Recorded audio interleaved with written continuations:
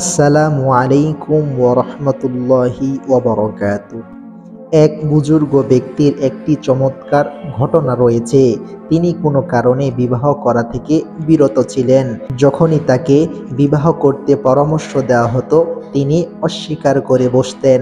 একদিন তিনি ঘুম থেকে জেগে বলতে লাগলেন, জাউইজুনি জাউইজুনি, হে লোক সকল, শীঘ্রই আমার জন্যে বিবাহের ব্যবস্থা করো। এরপর বিবাহ হলো। এভাবে বিবাহর কারণ জিজ্ঞাসা করায় সেই বুজুর্গ ব্যক্তি বললেন, আল্লাহ পাক হয়তো কোনো সন্তান দান করবেন এবং সেই সন্তানের দ্বারা আমার নাজাতের পথ পরিষ্কার করে দিবেন। এই আশায় বিবাহ করলাম। আমি স্বপ্নে দেখেছিলাম হাসরের ময়দানে মানুষ দাঁড়িয়ে রয়েছে, আর সেই ভয়ঙ্কর স্থানে আমিও দাঁড়িয়ে আছি। পিপাসায় বুক ফেটে যাচ্ছে, মনে হয় জান বাহির হয়ে যাবে। হাসরের মাঠে সবাই পিপাসায় কাতর।